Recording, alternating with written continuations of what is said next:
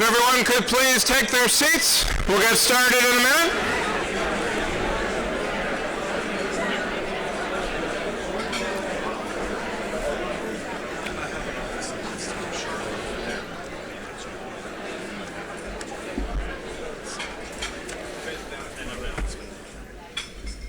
Good morning, everyone. I'm Rob Kaiser, publisher of Greater Wilmington Business Journal. Welcome to the Power Breakfast series. I'll restart.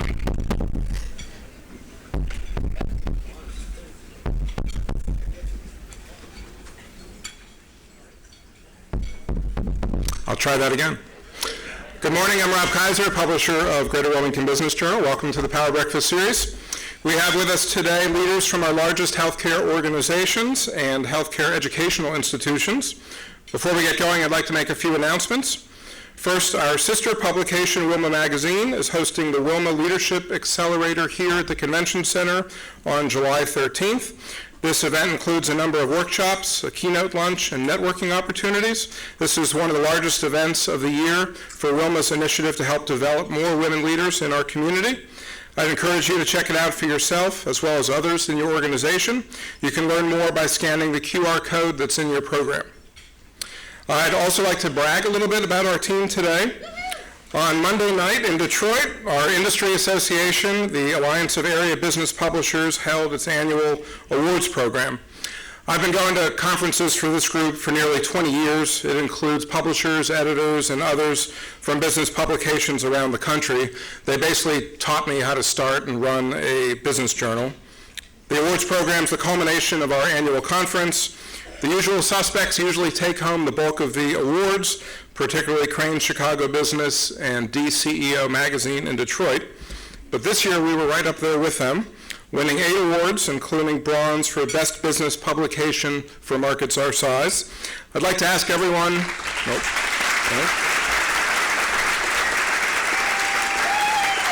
Well, now you're going to have to applaud again, because I'd like everyone who works at the Business Journal to please stand so they can all be recognized.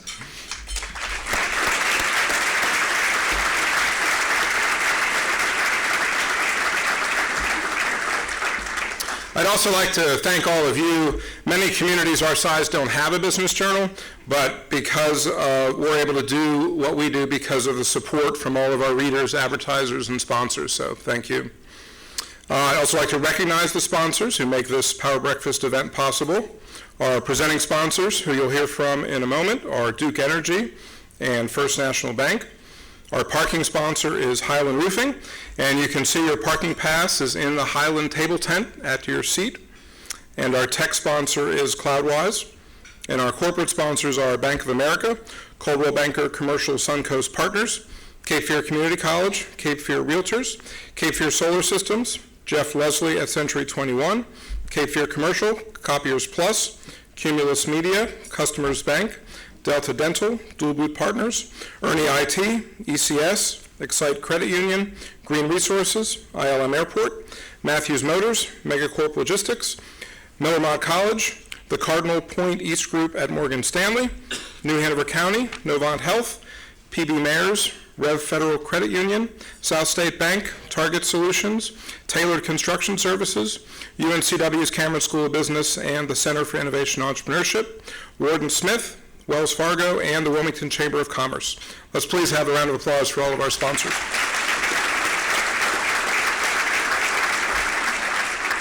We'll now hear from our presenting sponsors. First, Pam Hardy with Duke Energy, and then Sandy Spears with First National Bank.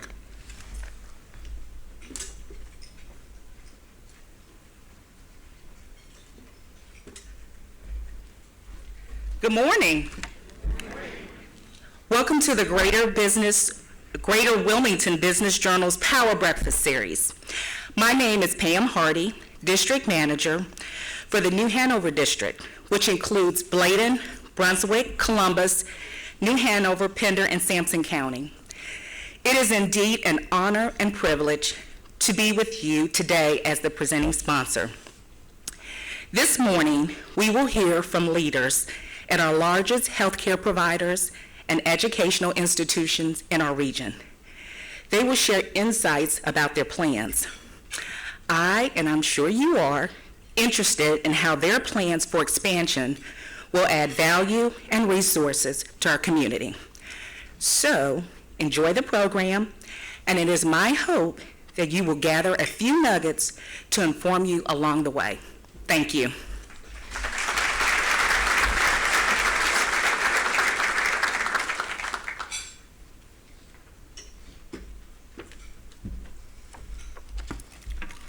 Good morning, everybody. My name is Sandy Spears, and I guess I can thank Cloudwise for this big picture of me. Didn't know about that. I would have got a little extra sleep last night. So, I'm so happy to be here, and I was wondering, maybe I should change my name to Julie. It seems like all of these power players' names start with the letter J. We got Jeff, Jim, Jeff, Justine, just saying, that's a lot of J's. So after reading about the subject of today's event and then reading all these names, I decided to dig a little deeper about the letter J. I've never researched a letter before, so this was a first for me and a first for all you guys probably too. So first, I found the meaning of the letter J in people's names from a site called Wanter. So this is Wanter, not me. I'm going to read it, and for those of you who know the speakers, let's make this a little fun. And if you have an attribute that rings bells for you when it comes to these speakers, let me know. So guys, here you go. And I'll give you a copy of this, because as you can imagine, I'm going to puff you up a little bit. The letter J resonates with the ideas of wholeness, self-determination, and exploration. It also resonates with infinite potential. The letter J is truthful, benevolent, and intelligent. Oh, by the way, y'all, I have all the letters. If anybody wants one, email me. The letter J is the equivalent of the number 1 and is one of the most powerful and influential letters in the alphabet. People whose names begin with the letter J like to be in charge, whether that be up front or from behind the scenes. Those whose names begin with J are leaders, motivators, and idealistic visionaries, and are generally quite sure of themselves. J people can be quite ambitious, self-confident, and determined with a strong will. On the negative, there's always a negative, guys. J's can be lazy and lack direction. I'm not sure if we have any lazy J's over here. So that made me think about S. I'm a double S. So I'm going to read just a couple about S, and for those of you, especially at table number 4 at First National Bank, see if any of these sound right for you. The energy represented by the letter S resonates with the idea of independence, self-reliance, tolerance, and humanitarianism. S is energetic, energy, a starter, and often alone by choice. Within relationships, well, here's the one I want Spence to listen to. Life tends to be approached with ambition, charisma, and tolerance, yet with an independent point of view and doing things according to their own decisions rather than consulting others. This one's for my husband who's not here. Within relationships, S people make for good companions. We need the support of our partners, but we're not very romantic. And here's for Billy. On the negative side, people with S's can impulsively act without concern or thoughts for others. Billy has to make up to customers for me all the time. So, one more really quick thing. Jay is a late bloomer. I learned this about Jay, and I'm just going to pass this on to you, because I think this is going to help us all maybe win at Jeopardy. So, Jay is a late bloomer. It was the last letter added to the alphabet. Did y'all know that? It's no coincidence that I and J stand side by side because they actually were the same character. I's and J's were used interchangeably until 1524, when the father of the letter J, and I'm going to crucify his name, Gian Trissino, made the distinction between the sound the two letters made. He made that distinction from the Greek word I-E-S-U-S, a translation of the Hebrew word Y-E-S-H-U-A. And he found that the proper spelling should be Jesus. Now, as we hear in the English language, so the letter J also, one more little bit of J, and then I'll hush up and let this thing start. Before letter J before it was a letter, it was a number, the Roman numeral number. As you know, in Roman numerals, they use I, X, V. Well, with the introduction of lowercase letters in the Roman numeral system, J was commonly used to denote the end. So like XIIJ was 13, and that was the end. But sometimes when people wanted it to be a true N, they would put the J. So there's two ideas as to why the Romans did this. The first is that it just simply looked prettier. But the second, and this is a banking thing, is that it prevented people from putting another I at the end. Kind of like when you write a check, $20.00, the end. So I guess Super Bowl, LVIIJ, would be the last Super Bowl. So if you see that. Now, time for my quick commercial. Just as they improved on the letter I, so many years ago with the letter J, in an ever-changing banking environment, First National Bank continuously finds meaningful ways to improve your banking experience. So please come see us. And finally, I can't do this without a quote from Dr. Seuss. If you get a chance, take it. These guys are going to agree with this. If you get a chance, take it. If it changes your life, let it. Nobody said it'd be easy. They just promised it'd be worth it. Sorry I was so long. J was just a really cool letter. And thank you, and have a nice day.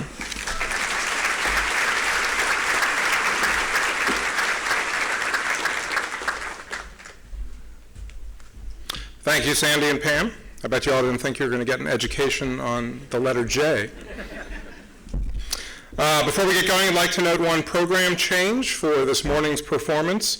I will be playing the role of moderator because our editor, Vicki Janowski, has been stuck in New York City for 2 days due to all the flight issues there. Don't worry, I'm highly qualified to play this role. I read every word the Business Journal has ever published on healthcare last night. But please also text in your questions. I'd like to start by introducing our panel. To my immediate left is Jeff James, the CEO of Wilmington Health. Next to him is Jeff Lindsay, the Executive Vice President and Chief Operating Officer for Novant Health. Next is Jim Morton, President of Cape Fear Community College. And on the end is Justine Reel, the Interim Dean at UNCW's College of Health and Human Services. Please join me in welcoming our panel.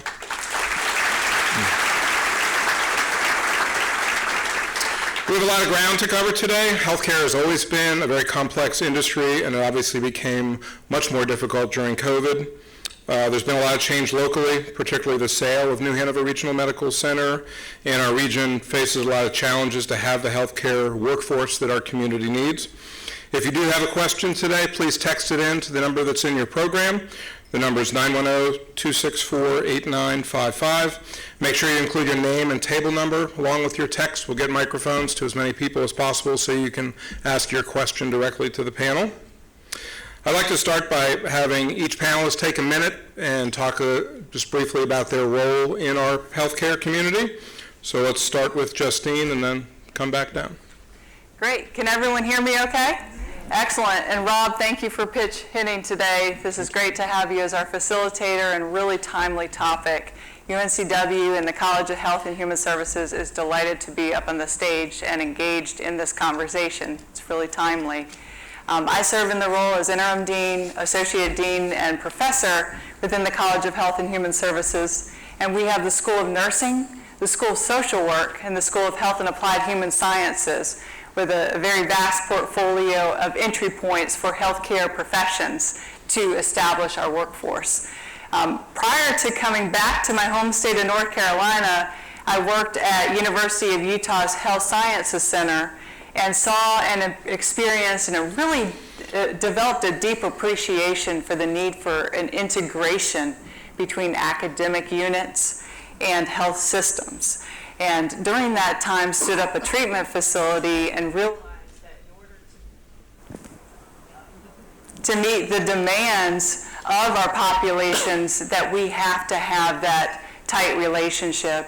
And our college within the Health and Human Services has a mission to promote the health and well-being of citizens in southeastern North Carolina and across the state. In order to do that, we meet it through our existing academic programs, while continuing to look for ways to address capacity issues so that we can expand our enrollment, as well as continuing to think about ways that we can look at innovative programs to launch in the future. So again, we are very excited to be here and to work with our partners. Okay. Thank you. Jim? Hello? Yep. Okay. Well, good morning, and thank you, Rob, for the opportunity, and glad to be here, and glad everyone's here this morning. And Cape Fear Community College is a it has two sides of the house. We really have a focus on university transfer programs, but also our career and technical education side of the house really focuses on workforce development, and our healthcare programs fall within that sector, health and human services. And so we listen to the public, listen to the business and industry, and try to forecast the future and try to respond to the demands out there and what the future holds as far as what we see coming. There might be a shortage, and that's what community colleges do. They look at the community, and we look more at the region as well to predict where the shortages are. And healthcare is a shortage that has been for years, and so we have put together some plans to try to aggressively approach that and attack it. And so we just try to be very responsive to those demands, and it's really about keeping your hands on the pulse and listen to the employers who kind of tell us what the future is. And so we've been growing, accelerating those growth plans, and you'll hear about more in a few minutes. But really, truly, that's what our mission is, to respond to the demand of the region. Thank you. So Jeff Lindsay, you're the newest face on stage, so you can give us a little background on how you got here? Yeah, good morning, everyone. It's a real pleasure to be with you here today representing Novant Health. Sandy, after that discussion of the letter J, I'm wondering if we should change our name to Jovant Health, just to harness the energy of the great letter J. That probably won't be a decision we make here today, but as I said, happy to be here. I'm the Chief Operating Officer for the Novant Health System. Maybe a little bit about how we're organized. We're organized into geographic regions, so we have operations in the Winston-Salem region, the Charlotte region, and now the Wilmington coastal region. And we have recently, I'm the newest face, although Novant has been involved here for 2.5 years almost. I recognize I'm the new face here because it's only been in the last couple of months that we've moved our coastal Wilmington operations fully into our administrative structure across Novant Health, that geographic regional structure, because there are a number of integration things that we needed to take care of before we started making leadership adjustments. So I'm responsible for supporting the leadership teams across all of our markets, including Table 5 here, and Shelburne Stevens is the market leader. Each of our regions have a regional executive, and that's Shelburne in this market and his team. So I'm really here to support them in fulfilling our mission of improving health across all the communities that we serve, and really understanding what we need to do to be engaged with communities to make sure that every part of the community has access to the health care and the caring that they need, that we know that people and families need to thrive. So looking forward to the discussion today. Great. Jeff James? Rob, thank you so much for inviting me and putting on this the Power Breakfast series. It's a pleasure to be here. My one regret is I forgot to wear my panel socks like Jeff remembered his. So I have the privilege of working with some tremendous physician and non-physician leaders at Wilmington Health, and I was trying to remember the first time I did this with you, and I think it's been well over a decade ago. And since that time, the community has seen tremendous growth, and Wilmington Health has seen tremendous growth as well. I think we're about 3 times the size we were back then, and we focus on providing physician-related services. I think we've grown to one of the largest independent multi-specialty group practices in the state of North Carolina, and arguably probably one of the most sophisticated. And it's a pleasure to be here with all of you today, and I look forward to the conversation. Great. Thank you all. I'd like to start with the first question to Jeff Lindsay. Since Novant is by far the largest healthcare entity in our region, as well as the largest employer in our region, and the largest decision our region made in a long time was to sell New Hanover Regional Medical Center to Novant. So obviously a big change for our community, as well as a very challenging time for all healthcare providers. So first question for Jeff is if you could give some perspective from Novant's position as to how these past 2+ years have gone since you acquired the medical center here. Yeah, thank you, Rob. Happy to. So let me just say, Novant Health recognizes what a huge decision it is to think about choosing a partner, an integrated partner for partnering to provide health care in a community going forward. And on day one and on day 2.5 years in, we are honored and have been honored throughout this time period to have been chosen as your partner in healthcare.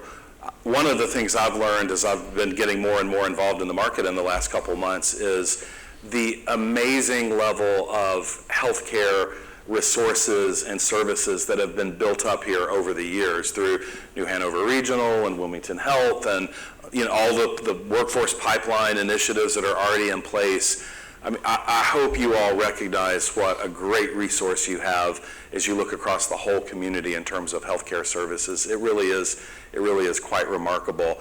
The other thing that I have come to really appreciate is just the level of community engagement and community spirit around tackling the difficult challenges related to healthcare and related to health equity and related to workforce pipeline and all the things that are real challenges to deliver healthcare well across a community.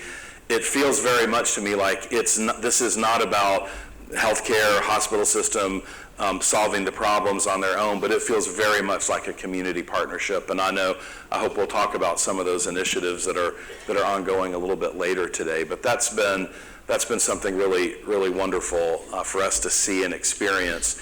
We came together with New Hanover Regional because we recognized a very strong and aligned set of values around putting the patient at the center of the things that we do, around serving communities, around leaving healthcare local, around really trying to make sure that every community that we're privileged to serve, we create partnerships where we can understand what does the community need?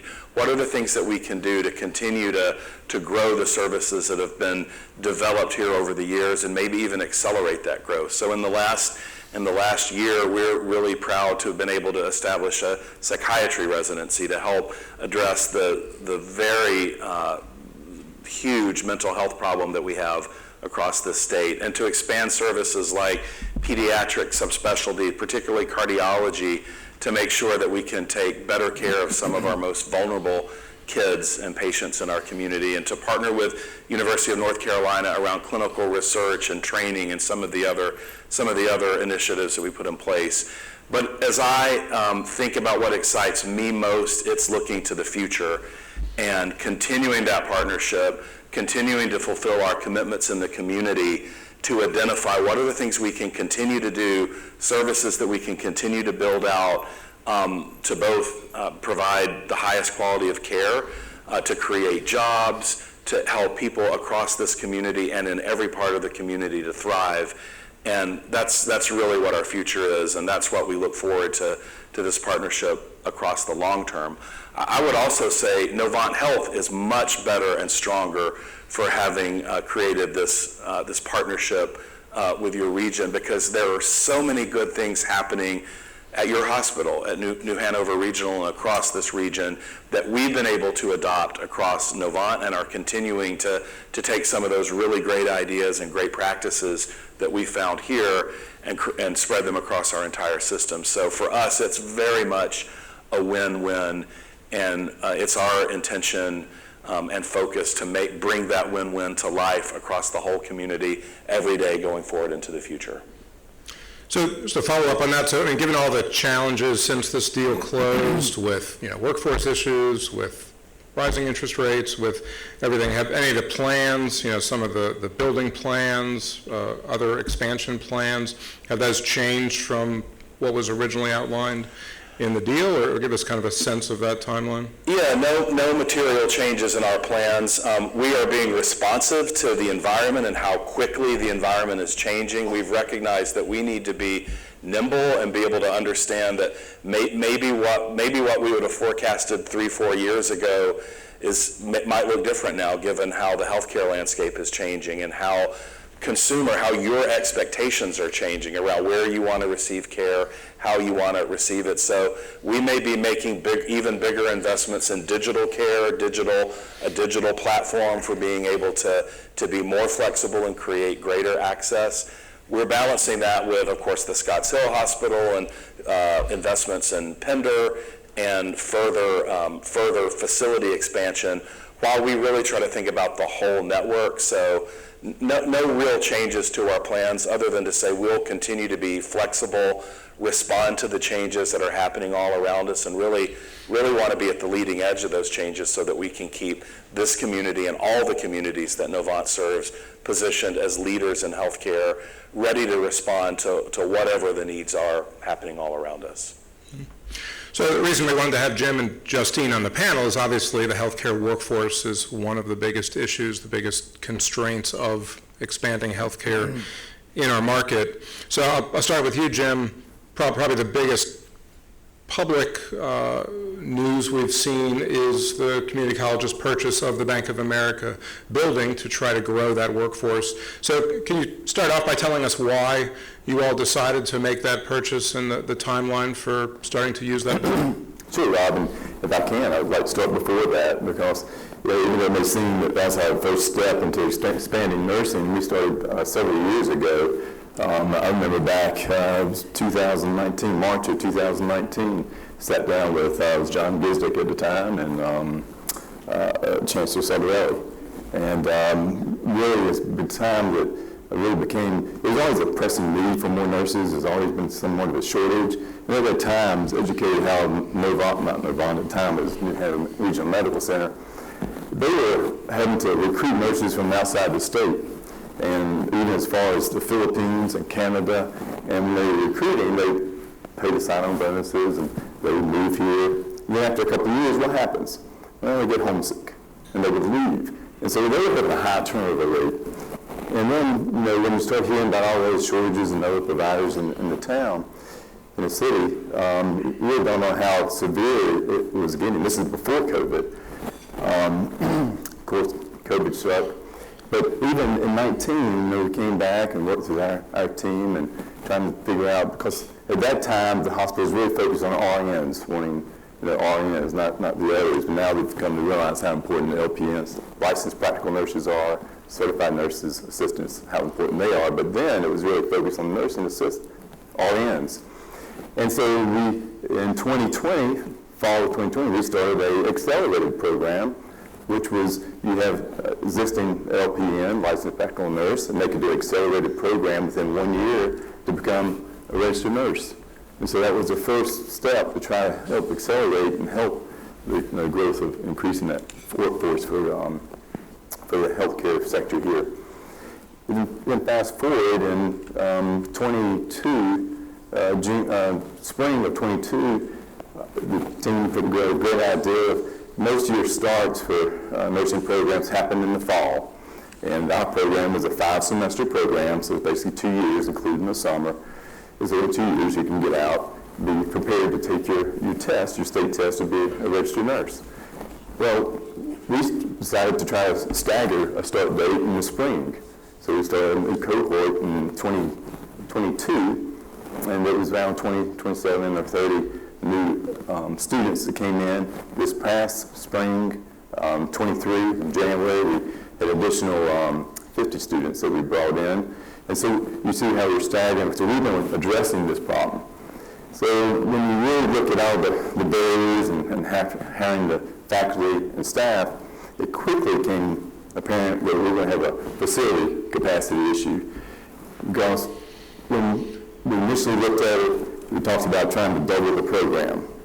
And quickly, when you see results from these surveys, I remember a report in 2021 that came out that talked about the shortage in North Carolina. And the prediction at the current rate, by 2033, there would be 12,500 shortage of nurses in North Carolina. That was, if what happened even if nurses decided not to retire early. Well, the pandemic compounded that. And you had nurses that became burned out, left, they retired early, so that's kind of been exacerbated and worse for that shortage. But imagine, that's almost 13,000 shortage then. And so we got more aggressive to try to triple our nursing program, which then became the capacity issues with facilities. we looked at internally how we could consolidate some spaces and such, but, a lot of our programs are growing, and we were, busting at the seams, and so we started looking at alternatives, and just fortunately, we found out about the building, like refers to as the Bank of America building. It's 319 North 3rd Street. It's contiguous to our campus. It was available, actually probably about 50% leased at the time. There were some struggles with the current owner then. I think parking was kind of an issue downtown. Park was always an issue downtown. So it was a great asset for, and we didn't acquire it. Actually, we had the foresight. When I took it to the county commissioners, I would commend them. They had the vision and the foresight to understand what was needed to be done to increase that workforce development. And our commissioner, which I hope you're very proud of them, took the initiative in the county government to acquire that building for Cape Fear Community College. And did it the right way, and very careful that we did it the right way. And so I would like to give him a round of applause if you don't mind, because that's very strong. That's mostly the average employees you can tell me, but I'm hearing about 70,000 a year, 75,000 a year now when the nurse gets out. So imagine 2 years having that skill set, getting a job, and there are plenty of jobs available. And so to go and command that kind of type of salary. So from there, the county manager and the CFO, Eric, and all worked toward acquiring the building on our behalf and securing the funding for it. And now, fast forward, 2 weeks ago, we have started renovations on the building, and we're doing it in 2 phases. First phase will happen with the first floor, second floor, and third floor. Basically, second and third will be kind of half the floors. And what we're going to do, the first floor is going to be lecture halls. The second will have half that floor, and it's going to be kind of a simulation lab where it simulates hospital rooms and beds and mannequins and things of that nature.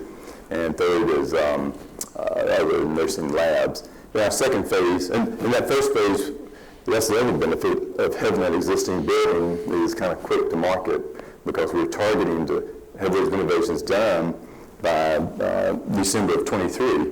And so we can start classes in there in January of 24. So we're talking 6 months.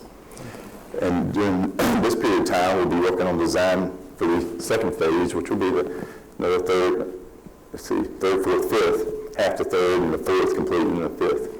And so, it'll take a while because you got to go through state construction, that kind of bureaucracy. But we're targeting fall of 25 to be able to complete those renovations to move in. And that will be supporting other health services, dental being one of them, the severe shortage of dental hygienists and dental assisting right now.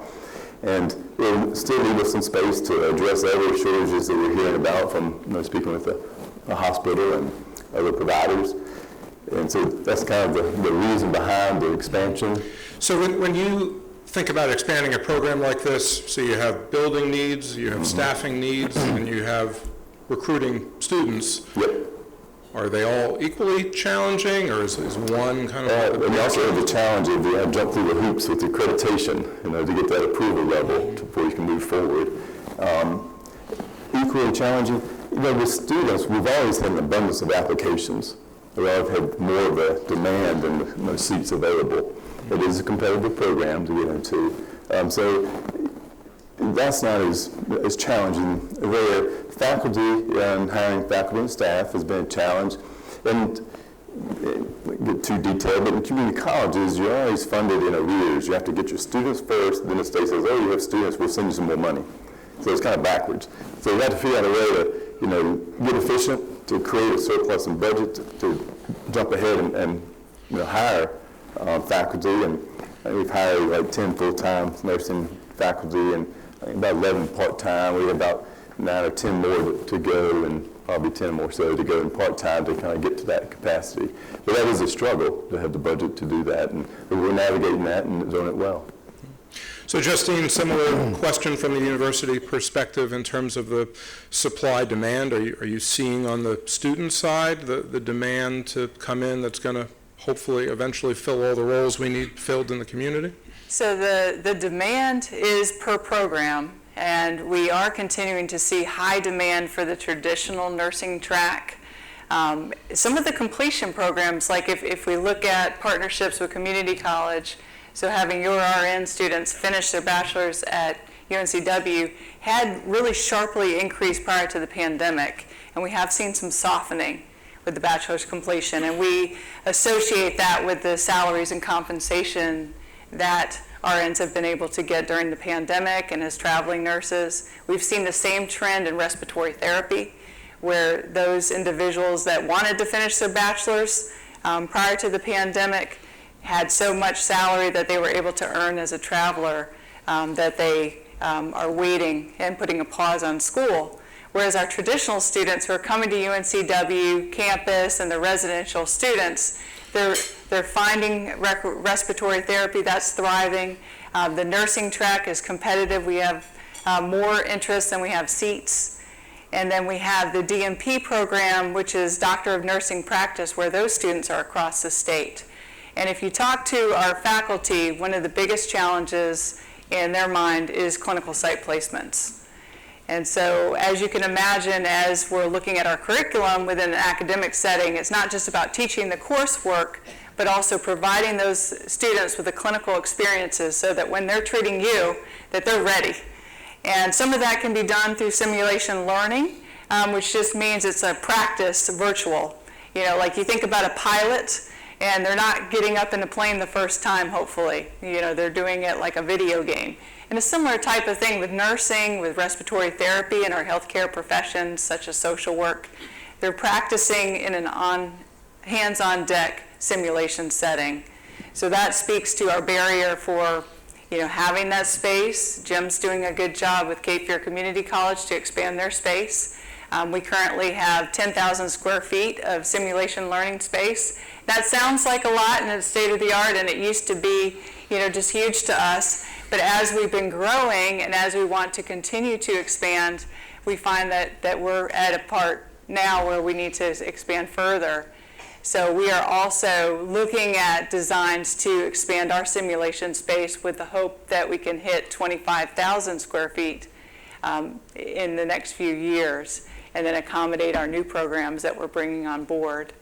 I would also echo Jim's comment around faculty and staff and compensation, that has been a challenge in terms of getting the faculty to recruit them for our healthcare programs. They can make a lot more for the MHA program, as an example, the Masters of Healthcare Administration, can make much more working for a hospital than they can for UNCW. So all of those things, you know, have kind of been things that we're considering as we move forward, and, you know, want to be part of the solution for our community in providing the healthcare workforce. Rob, can I just jump in and say, when I said earlier, we really appreciate the level of community spirit around solving these big problems. Jim and Justine kind of describe a level of just visionary leadership that just figures out what it takes to solve these challenges. And if we could have that kind of leadership in kind of the academic world in every area where we work or across all of healthcare, we go a lot farther, a lot faster to solving some of the workforce challenges. So great example of that kind of leadership in this community that I think we should all be really proud of. Thank you. So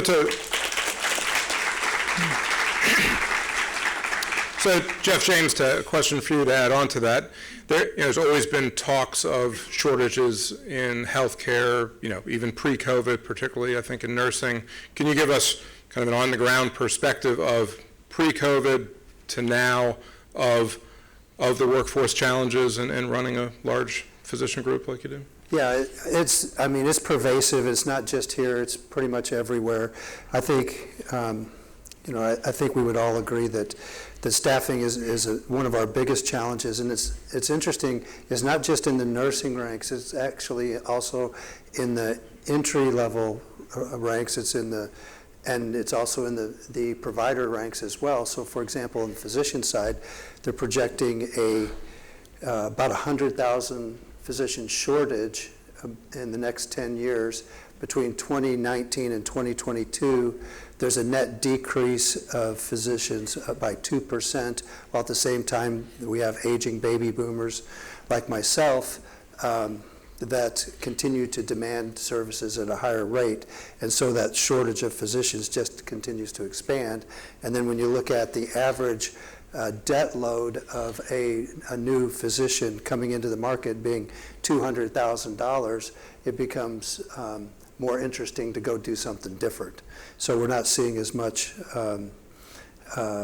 as many people going into medicine as they used to.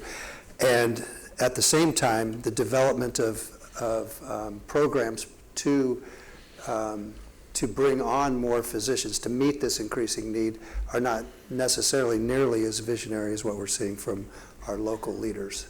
So, I think it's going to be an ongoing challenge. One of the other challenges at even the more entry-level positions are, again, the cost of education. They weigh out the cost of education versus the entry-level salaries that exist, and there's just not a cost benefit there. So we're seeing fewer and fewer people wanting to come into some of the entry-level positions that are available. So there's a few systemic issues around all areas of staffing in healthcare right now, at least from my perspective. So Jeff Jameson, how are you addressing that? I mean, what has changed? What is your approach now to try to fill the roles? So that's a great question. We've got a really good leadership team working on this almost nonstop. In fact, I was just asked that very same question for a radio conversation that I had right before this. And as I go down the list of these things, I'm certain I'm going to forget some, but it's exhaustive. And certainly we've started with the things that you would expect. We've started with review of salaries and bonuses, but then we've had to be much more innovative around it. We've had to redesign some of our processes so that we can have hybrid and remote positions. We have a significant portion of our staff now that work remotely, and we have at least a handful of staff members that don't even live anywhere near here. We've changed our benefits. We've improved our benefits. We've implemented tuition reimbursement programs and tuition assistance programs for those that want to go back to school. We do focus groups with our existing employees, and we're doing focus groups with the employees that left to understand why. We are having to use automation more and more. Jeff mentioned digital. We're working on more and more digital solutions and AI solutions where we can hopefully do what we do with less staff members.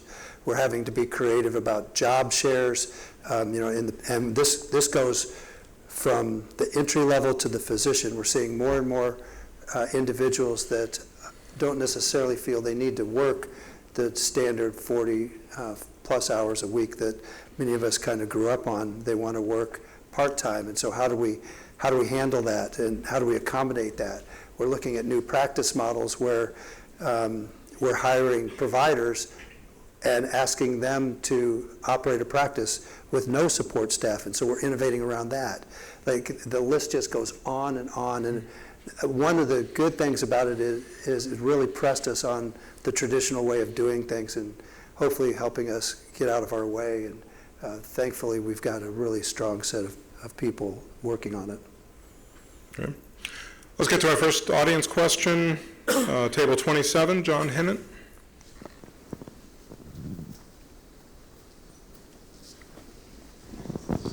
Thank you. There's been a tremendous amount of discussion in North Carolina on the potential need to reform Certificate of Need. Does it need to be reformed, yes or no? Jeff James said yes. Would you like to expand on that? Yeah, so there's going to be varying opinions of this for sure, but the Certificate of Need laws are archaic. They were put in place at a time that is not now for a reason that no longer applies. And so for organizations like Wilmington Health and all of those that are very interested in producing high-quality, low-cost care, they're a burden and they impede competition.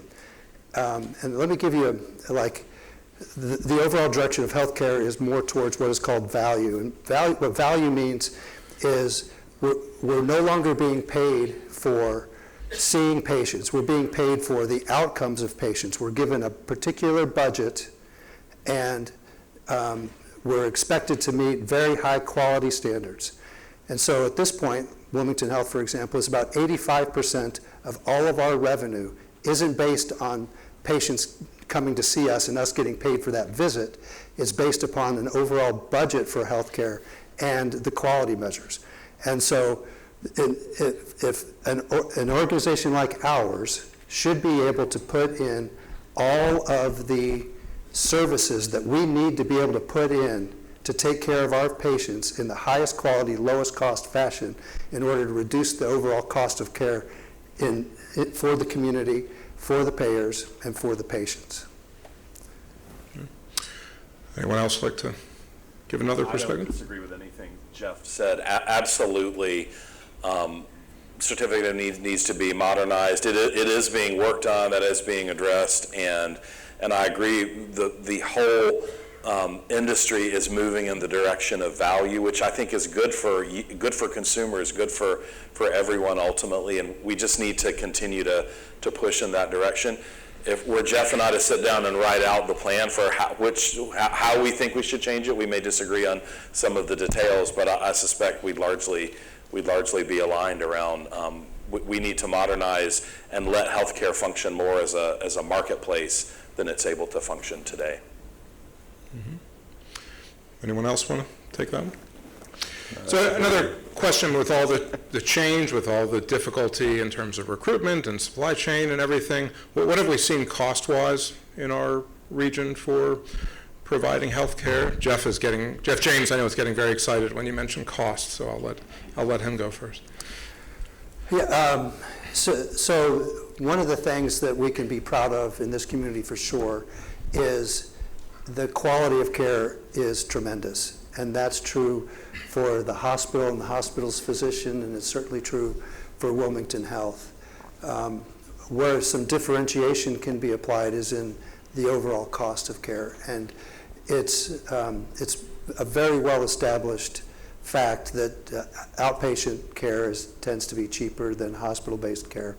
And one of the things that Wilmington Health, as I just mentioned, is very focused on is making sure that the way that we approach healthcare is based on three very core principles: improving the outcomes of the patients and populations that we serve, reducing the per capita cost of care, and improving the patient experience. And so the cost of care, in fact, our vision statement includes that very statement. And so the cost of care is very important, and if it continues to go the way it is on a national basis, obviously I think most of us would agree that it's probably non-sustainable. So changing the paradigm on how healthcare is reimbursed is imperative to dropping that cost. Mm-hmm. Yeah, and I would say that everything costs more now. We pay more for labor, all of our team members, our supplies. So that kind of general inflation has been a real challenge, particularly post-COVID. And at the same time, at Novant Health, we talk a lot about the remarkable patient experience. And one component of that for us is affordability.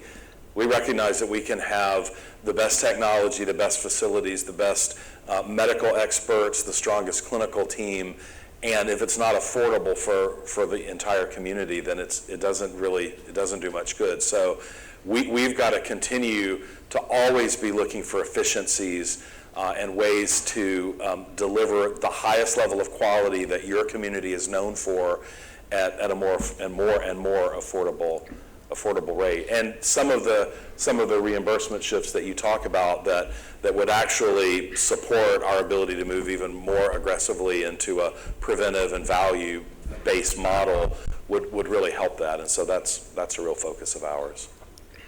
So from a university and college perspective, do you feel this, you think, as much as the providers? Justine touched on it. with recruiting faculty, is that a hint?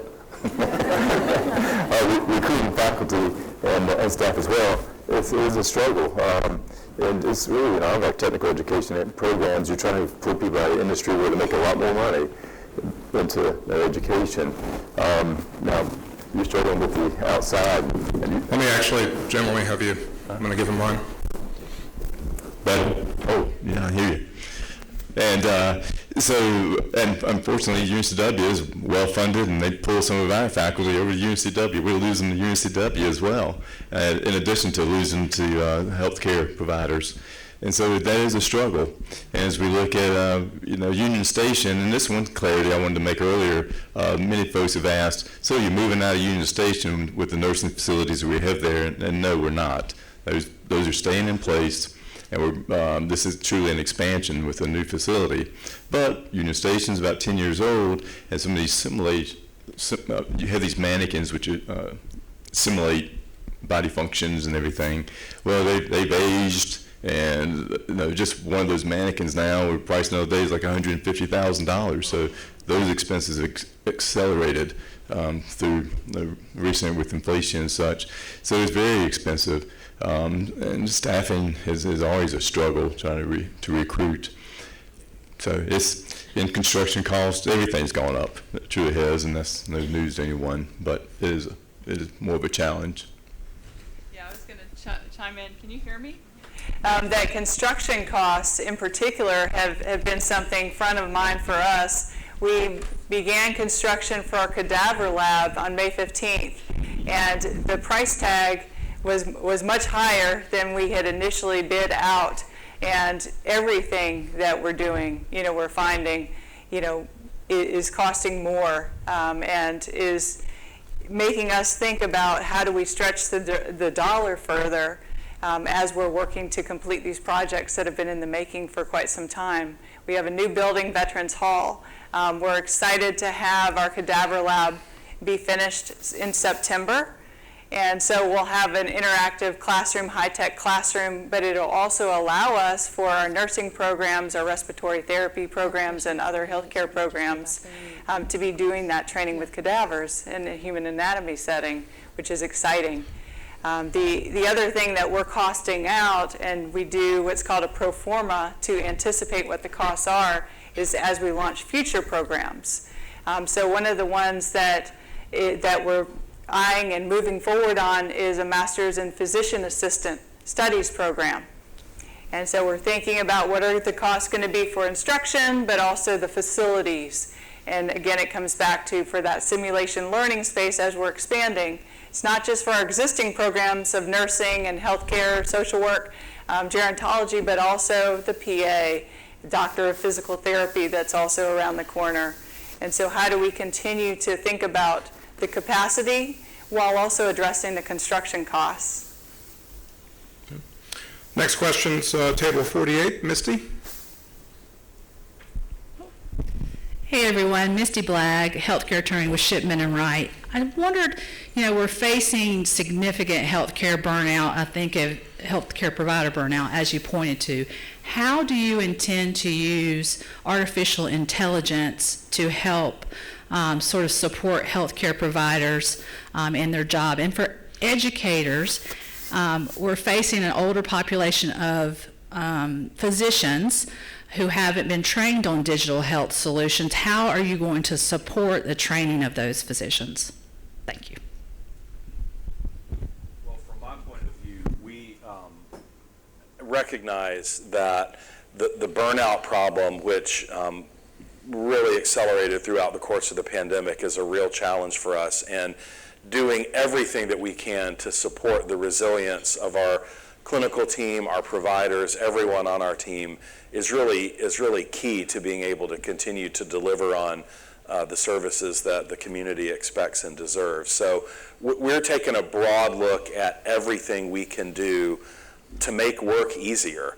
This is difficult work to do on a daily basis, and anything that we can do, any tool that we can bring whether it's rethinking our models, rethinking our staffing ratios, rethinking who's doing what tasks so that people are, you'll hear us talk a lot about practicing at the top of their license, but doing the things that only a nurse or only a physician or only a respiratory therapist can do, and finding other ways and other people to get other tasks done.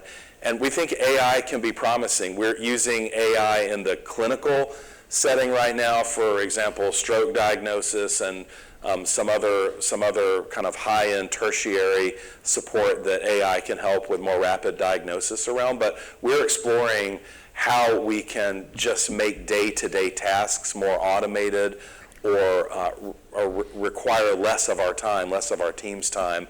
We don't have a lot of answers right now, but that's one of the segments that we're looking in to say, how can we make this a better place to work and maybe a less frustrating place to work, because we can take some of those tasks away and put them in a different kind of mode for getting them done. Yeah, I very much appreciate that question. There's a study out that shows that 53% of physicians are experiencing burnout, with some of the ones that spend the most time in the hospital as some of the highest burned out physicians. For example, I think OB is at the top of the list. And so it's a big challenge. As far as how AI is going to help with that, I'm not sure yet, although we are looking at AI in a number of areas similar to what Jeff mentioned. I think for us right now, the biggest thing that we're doing is care model redesign, coming up with new ways of practicing so that we can get our providers off of the treadmill where they feel like they have to see 20 patients a day, but moving that, for example, moving that to more of a coaching position where they may only see 10 a day that are the most at-risk patients that are in their care team's panel of patients, and move them to a point where they're acting as a resource to other providers or APPs, advanced practice providers that are like nurse practitioners or physician assistants. But the care model redesign, I think, is going to be one of the most important aspects of changing the burnout rate, because we can't ask physicians, we can't ask providers to be on this never-ending treadmill that they're on right now. And part of the healthcare financial reforms hopefully will assist that as well. And then the other thing is coming up again with models where if they don't want to work full-time or if they want to slow down, we have the capability of allowing both the physicians and the advanced practice providers to slow down, as well as hopefully some of those same models for our staff to aid in burnout there, because burnout's not just a physician issue or a provider issue, it's a staff issue, and causes a number of people to leave healthcare early or not come in it to begin with. One thing I might add, it wasn't the point of your question, but related to burnout and our team's resilience.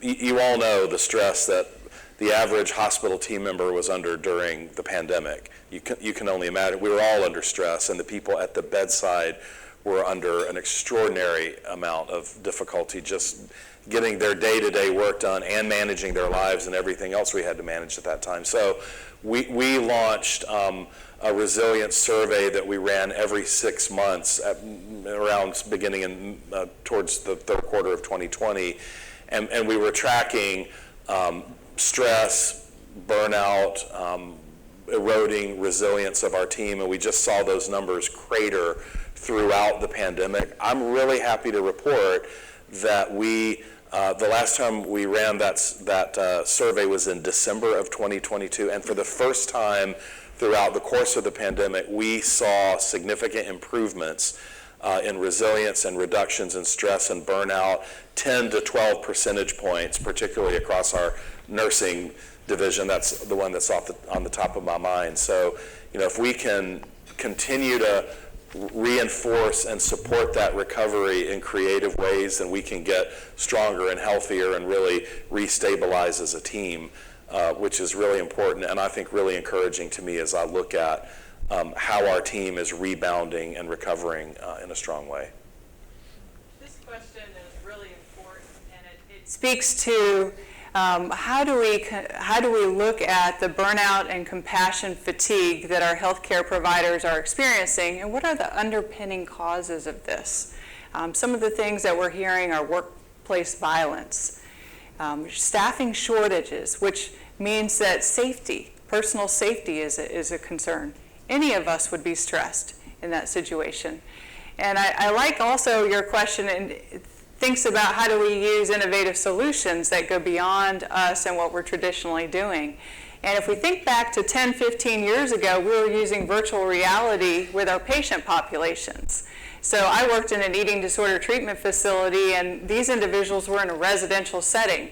They were not ready to go out in the community yet, but we wanted to prepare them for the stressors that they would be under when they discharged to prevent relapse. And so one of the things that we did was created virtual reality scenarios around mealtime, going to a restaurant, going shopping and trying on clothing. What if we flipped the switch and we said, let's do the same thing for our staff and recognize that they need that same self-care that we've always been providing to our patients, so that we can be self-compassionate as staff members and healthcare workers, and spending the time to do mental health check-ins and using AI tools for that, but using the attention and the target being our nurses and our healthcare providers. Jim, give it a shot. Can you hear me? No? We're working? Yes, we are? Oh, very good. Okay, thank you. Justine and Jeff also mentioned stresses, but students are under stress as well. And we talked about capacity and increasing capacity. And we talked about one piece of the puzzle, and that is us adding additional capacity. The other piece of the puzzle, though, for us is attrition. Our attrition rate for nursing students is very high. It is a very difficult program. It's very rigorous. And Justine mentioned clinical sites. They have to go to clinical sites and do rotations there. They have to do time in the labs. They have the lectures in lecture halls, classroom time. It takes a lot of preparation before each of those components. And so it's basically a 40-hour-a-week deal. If you're going to be in nursing, it's tough. It's very rigorous. So what happens is our attrition rate, it peaked out last year. I think it was COVID effect to that, but hit 50%. Think about that, attrition, 50%. This year we've improved. We got it down to 41%. So we've been really looking hard at ways to address those issues related to attrition.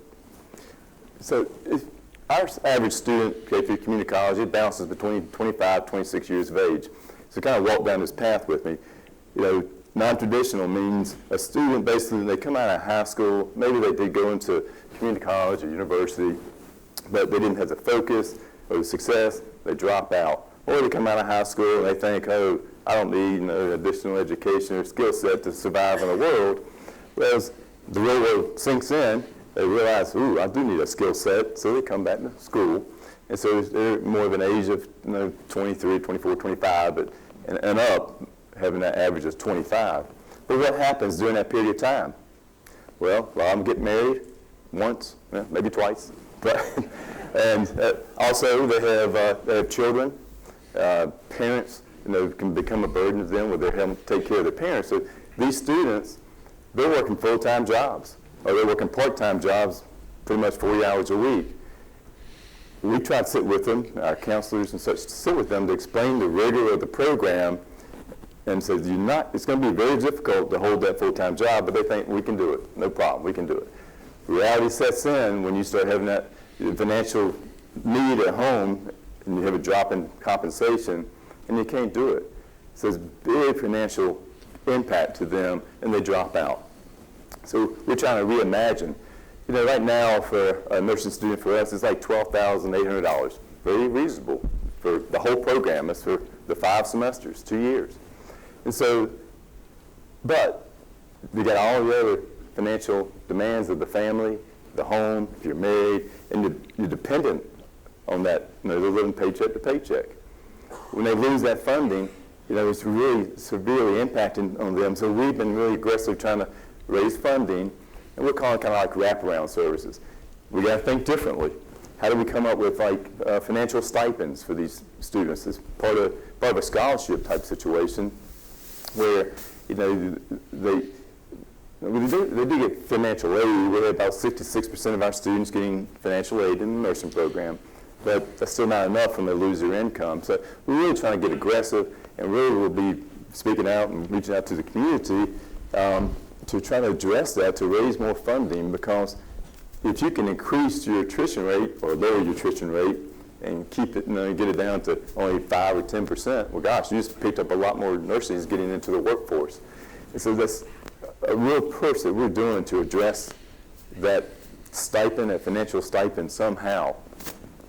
The other, as you look at other barriers, another large one for us is, as I mentioned, many of these students have children now.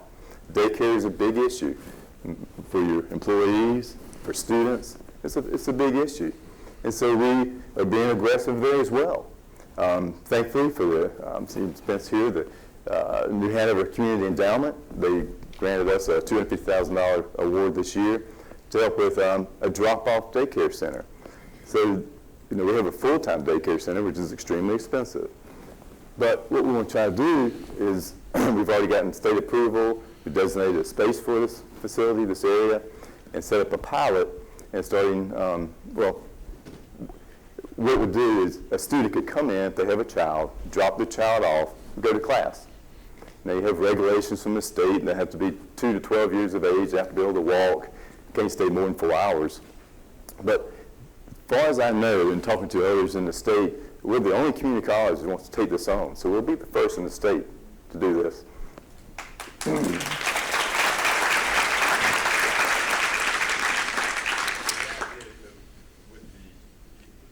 Hello? With the Community Endowment, we've got some very strong donors wishing to help on this. Keep that cost to the student very low, if not free. We're going to try to target free for them. It'll be interesting to see what the demand is. I think it'll be large. And part of the moving out some of the dental space into the new building, it'll free up additional space, our temporary space. Hopefully we'll get a larger space and make this very successful. I think it'll help with the attrition rate by far and help in other areas. But so that's just some of the things we're doing to help lower that attrition rate, because that's key to pick up those students that are basically dropping out, and we can save them because they're very talented students. It's just life gets in the way, and it's very difficult. So, Justine, we had that question, that exact question came in as to what percentage of candidates complete their training and join the workforce. Can you give a university perspective on that? Yeah, sure. And before I do that, I was going to piggyback on Jim's comments around the holistic approach to students. One of the challenges that we're finding is affordable housing. And I know that can be an issue too for our healthcare professionals. They're moving to Wilmington. Wilmington's not what it used to be when it comes to real estate. And so how do our students, and this particularly has come forward with our social work students, and we know we've got a mental health crisis, and we want to get those social work students into our Masters of Social Work programs. They're having to choose other places for that reason. So in terms of us and how we're moving forward with this, is we're also trying to have to think differently. And how do we build our wraparound services, consider if we're building pipelines for community colleges and bachelor's completion programs, how do we meet the needs of the student where they are? To your question, our retention rates have been very strong at UNCW. The latest report that came out last week was we were about 86.4%. The challenge that we're having in some of our healthcare professions, though, however, harkens back to the question around compassion fatigue and stress. Because when the students are in their clinical site placements, they're seeing their preceptor, their supervisor, is very stressed. And all of a sudden, this student that was so excited to enter that nursing program says, this isn't what I signed up for. This is a mess. And so how do we provide them with the resilience and the reality of what the situation is going to be, but also help them find a setting where they're going to thrive? And so there's a delicate tension there where we're trying to provide them, mentally prepare them for what to expect in the workforce. Because retention is not just about keeping them in an academic program, but we want to keep them in the profession. And so I know that I've talked to my colleagues and partners, and we have seen some of our earlier graduates get out there in the workforce, and they don't stay long in the workforce. And so they have the degree, but they're working in other areas. So retention, we're doing pretty well in the academic setting. Could do better in helping to shepherd them as they move to the workforce and continue to provide support. So next question actually is about affordable housing that you brought up, Justine. Table 51, Jennifer Loper with Emerge Ortho. Hi, thank you. Emerge Ortho. I wanted to say that this is really brave and courageous work that you all are doing. Healthcare has been difficult over the last few years, and so I just wanted to say thank you. To that point, I'm sitting at a table with all of our managers here from Emerge Ortho, and one of the issues we are having is affordable housing. So how do we, for these entry-level positions, where do they live? And so I would challenge everybody in the room and would be interested if you have any solutions that you're posing or looking at for this issue. So is that something, I don't know, from a Novant or a Wilmington Health perspective, or is that something you're getting into, or is that beyond your scope? I'll just say we recognize that issue. It's certainly beyond our scope and not something that I think that we will be able to solve by ourselves. We've had a couple of minor conversations around could we convert some of our properties as we exit them into more affordable housing for staff, but we have not focused too much on it, although recognize the problem. I would say that I will say we have changed our conception of what's in our scope versus out of our scope after the pandemic. A lot of things that were challenges for our team that before would have just been their challenge to solve. We realized we had to play a role in helping them if we wanted, a full, healthy, well-focused person to show up at work every day. This is a real challenging one that we understand, we're aware of. It will take community partnerships to be able to think about how can we create that capability, particularly in areas where the prices are rising and there's so much movement. I would say we take the challenge. And it is such a big challenge too, because yes, there's a challenge for healthcare workers, but there's a challenge for all of your workers too. And every industry is going to be challenged with this in the Wilmington area. So it's going to take the community to come up with solutions to this. Absolutely. And I cited that students have issues with affordable housing, but that certainly extends to our faculty and staff as well as we're trying to recruit them. And we're mindful of this Emerge Ortho of our trying to recruit future faculty for our Doctor of Physical Therapy program. And how are we going to get them here as they're considering other options that they have? And many of the programs now, academically, universities are providing strictly online programs where faculty can live wherever they are. And so thinking about the affordable housing piece is central. I have seen other models in places like California where systems like universities have built housing that is designed and dedicated for their faculty and staff or for their students, that is at a lower level, a lower cost, but only available for those individuals while they're affiliated with the university. And that seems to have worked well. It certainly seems like in our community that there could be some really creative solutions that we can come up with. We're affected as well with recruiting. Faculty and staff, when we recruit, they're having to drive further and further away for that commute to have affordable housing where they live. And on the student side, actually K-Field Community College, about 30% of our students come from outside the area. We have a lot of students from Charlotte, actually about one from every county in the state that come here. And so they have to deal with the apartments and the cost of living as well. So it's across the board. Yeah. We only have time for a few more questions. One thing I want to make sure we touch on is we've talked about the acquisition of New Hanover Regional Medical Center by Novant. There's also in the works now Pender Medical Center. has a letter of intent to be acquired by Novant. So New Hanover Regional had been operating Pender for a long time. That continued under Novant. But Jeff, if you could give us an overview of where that stands and any potential impacts from if that goes through. Well, we're excited on working that to conclusion and then being able to really even deepen our partnership with that community to understand what are the investments that are needed, how do we build out a full continuum of services, advancing specialty care, a fuller primary care network, and supporting the hospital to really provide the things that that community needs to thrive and to have the services that they need. So there's a lot more to come on that. We're looking forward to strong partnerships with the community, with our physicians and providers in that community, and with community partners to be able to really build out something special and unique. There are things coming like the psychiatry residency that will have a component there, and lots of potential for working together to support that community in the best way that we can. We're excited. Okay. Last audience question, table 6. Troy?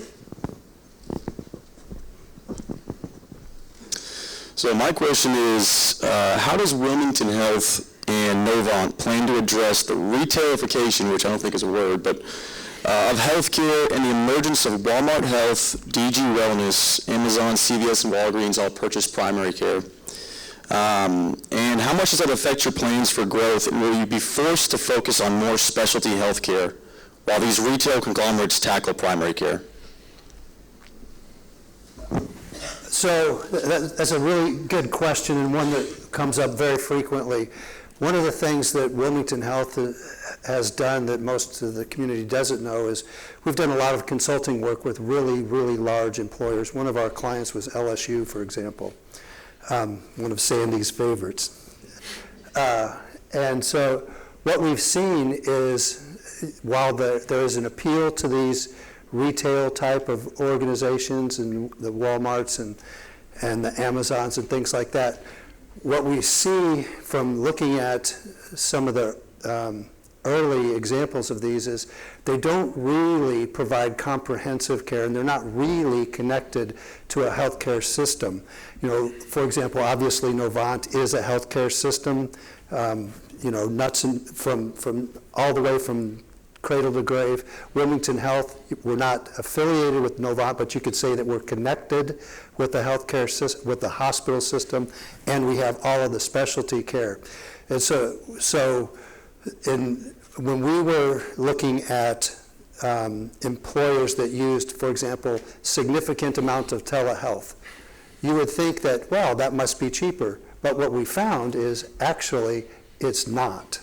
And what we would see is there would be an over-ordering of antibiotics. There would be inappropriate care for pneumonia diagnosis. So lots of pneumonias being diagnosed without chest x-rays, for example.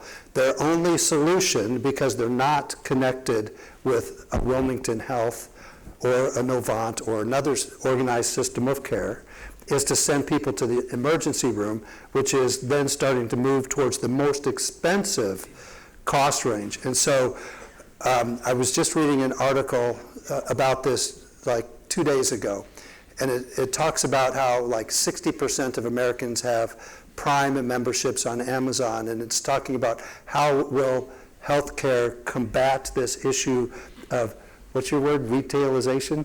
Is that? Yeah. And what I think we're going to find is if that's as far as retail goes, as transparency comes to healthcare, we're going to see that it falls well short of the quality and cost containment that you're receiving from an organization like Wilmington Health. So while we recognize it as a competitor. We think in the long run that they're going to have to either connect with someone like us, and certainly we're going to have to adapt. Not to suggest that we don't need to adapt to that. I mean, we have got to get out of our own archaic way of doing things and meet the patients the way they want to be met. And by that, what I mean is, like, the example I always use is, my kids will not order a pizza unless they can order it on an app, even though I can prove to them I can order a pizza faster by calling. You don't still call Pizza Hut, do you, Jeff?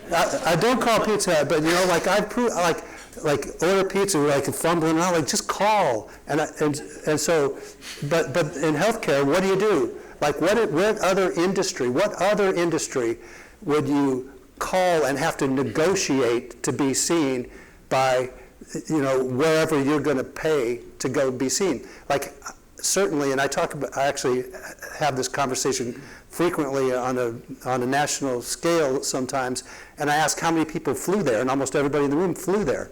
Okay, how many people, when they bought their airline tickets, when you bought your last airline tickets, how many of you thought the first way I'm going to do that is I'm going to call them up and I'm going to ask them when I can fly? Does that make any sense? It doesn't make any sense at all. And so how are we going to compete with it? We got to meet the patients where they are. And it can't be that you got to call and negotiate to see me. You've got to be able to do it the way you want to do it. And my daughter just graduated a couple of years ago from NC State, and rather than come in and see one of our physicians, she'll call telemed because that's what she's used to. So the way we're going to have to compete is we're going to have to meet the patients where they are. And truthfully, because of the care that we give and the way that we can do it and demonstrate the cost containment, then we should be able to withstand that. And hopefully what we'll end up doing is partnering with them as another access point for care. But that won't be the end-all be-all of it. I think that's exactly right. I got an email from Amazon just the other day inviting me to try out their primary care offerings, and I wondered how their consumer segmentation algorithms were working because they picked me. But I thought, well, this will be interesting. Let me see what I could get done. And if I have a rash, I can get something done about that. There are a few other things I wouldn't want to bring up here. There are some very, very specific episodic things that I could do there, but they weren't connected. They weren't things that require the continuity that Jeff's organization provides and our organization provides to really help someone manage their health over the course of a lifetime. So I don't really worry about our ability to compete there. I think there may be partnership opportunities. I think they will find that to be the case. And as Jeff said, it will push us. If there's something more attractive to a primary care physician to join their model, we should build out more attractive models to recruit primary care physicians, and where they can make treatment for your skin rash a little bit easier. We should have already done that, and we should be doing it now. So it'll push us to get better. It may create new partnerships. It'll expand our thinking in terms of how we deliver care, and ultimately, I think it will be better for everyone. So last question, I'd like each panelist to take a minute to answer this, and I did not warn them beforehand about this question, so they're going to have to think quick. So I'd like you to take out your crystal ball, think 10 years down the road. We're mainly the general business audience here, general public, not necessarily in healthcare day to day. So what is the one thing you think we should have our eyes on as employers, as members of our community, that's really going to further change healthcare 10 years from now? Jeff? Go first? I don't know. I was going to wait and see who grabbed that. So if I can only pick one, what everyone in this room should be pushing for in healthcare is 100% transparency in a way that we can all understand it. That is the one thing that is keeping healthcare from improving at a rapid rate. And I think it's come a long way in the last 10 years. For example, you can go online and look at government published information related to our quality and our costs. And there needs to be more transparency. If we can get to a transparent healthcare system, I like our odds, because then we have to compete on quality and service and not the mystique of whatever the bill is that somebody else is responsible for. Rob,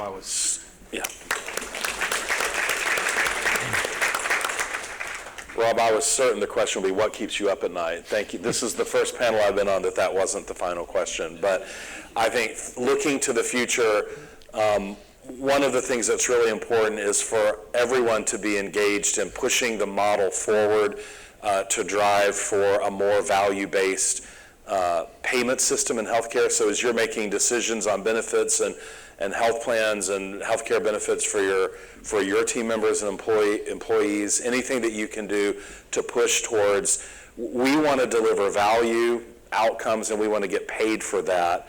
And that, as opposed to the per-click sick care that in many cases, at least health systems are generally paid to provide. I know Jeff, you guys have been kind of pioneers in moving that forward. We need for the whole system to move in that direction, and that'll take, I think, interest across the whole community to push payers and the system to do that.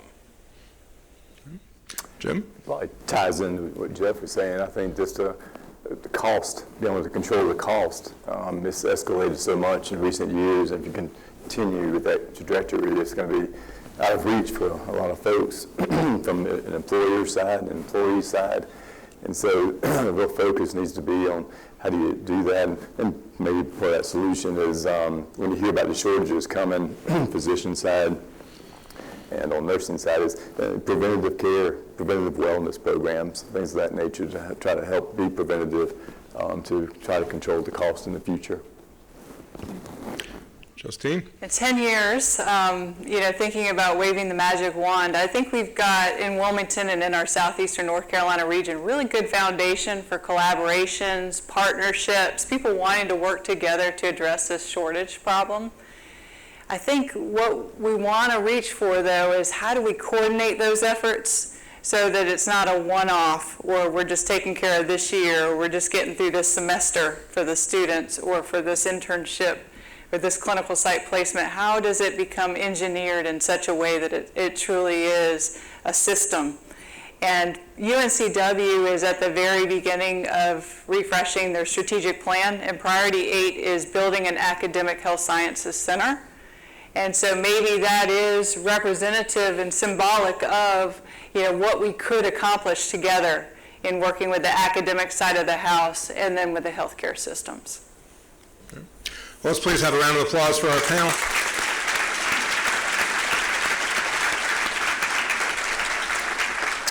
And again, thank you all for coming, and we'll see you at the next Power Breakfast in September. Thanks a lot.